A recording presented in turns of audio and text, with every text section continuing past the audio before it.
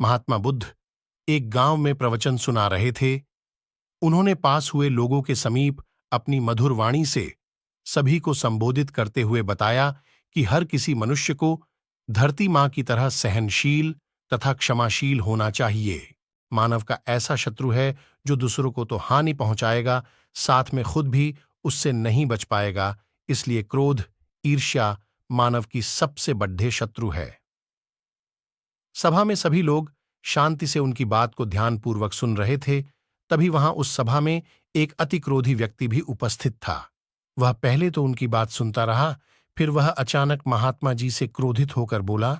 अब उसने बोला कि तुम ढोंगी हो, यहां बैठकर लोगों को बेवकूफ बना रहे हो। ये जो भी तुम कुछ कह रहे हो ना, इसको सचमुच करना बहुत मुश्किल है, समझे? तुम्हारी इन बातों का कोई मतलब नहीं है। ये सब बातें कोई मायने नहीं रखती। असल जिंदगी में कहानी सुनाना बंद करो, धूर्त महात्मा, और जहां से आए हो वहीं चल यहां हो, बाद में कहीं और हो। क्या इसमें इतनी उलझन है? ऐसे कठोर वचन सुनकर भी महात्मा जी ने उस क्रोधी पुरुष का कोई विरोध नहीं किया और न ही उसकी बातों पर कोई भी प्रतिक्रिया दी। वह शांत रहे और अपना काम करते रहे, जिससे वह पुरुष और भी क्रोधित हो गया। उसकी समझ नहीं आया वह क्या करे। तब उस पुरुष ने महात्मा जी के मुंह पर थूक कर चला गया। अगले दिन जब उस व्यक्ति का क्रोध शांत हुआ और उसे अपनी गलती का पछतावा हुआ, तब वह आत्मग्लानि में जलने लगा और फिर उसने सोचा कि उस महात्मा से मुझे माफी मांगनी चाहिए। वह महात्मा जी की खोज में उसी स्थान पर गया जहां महात्मा जी कल प्रवचन दे रहे थे। लेकिन महात्मा जी वहां कहाँ मिलने वाले थे? वह तो अपने शिष्यों के साथ अन्य किसी गांव की यात्रा पर निकल पड़ी है। वह पुरुष सब लोगों से महात्मा जी के बारे में पूछता पूछता उस स्थान पर पहुंच गया जहां की महात्मा जी प्रवचन कर रहे थे। तब उस पुरुष को महात्मा जी के शिष्यों ने उसे उनके पास जाने से रोका, लेकिन महात्मा जी ने अपने शिष्यों को आदेश दिया कि आने दे उस पुरुष को। तब वह पुरुष महात्मा जी के चरणों पर गिर गया। उनसे बोला, मुझे क्षमा कीजिए महाराज।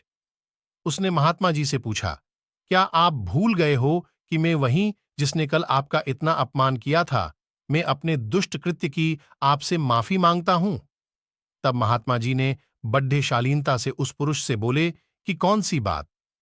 तब उस पुरुष ने बड्डी हैरानी से महात्मा जी की ओर देखा। महात्मा जी बोले कि मैं तो बीती बातें वही छोड़ आया, क्योंकि बीता हुआ कल कभी वापस लौट कर नहीं आता।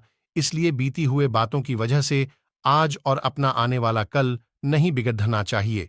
जो हो गया सो हो गया। तुम्हें अपनी भूल का एहसास हुआ, यही सबसे बड़ी बात है। तुम अपनी गलती को मान लिए, सो तुम अब निर्मल हो गए हो। इसलिए कोई भी ग्लानि अपने में बुद्धि से अधिक महत्वपूर्ण है और इसकी पहचान बुद्धि की शुरुआत है। अपने आने वाले कल के बारे में विचार करो और उसे सुधारने का प्रयास करो। महात्मा जी की बात सुनकर उस पुरुष के मन का भार हल्का हो गया और उसने महात्मा जी के चरणों को पकड़ दहाच कर कहा, आज से मैं अपने क्रोध का त्याग करता हूं और धैर्यवान और क्षमाशील होने का प्राण आज से लेता हूं। दोस्तों, बीता हुआ कल कभी लौटकर वापस नहीं आता।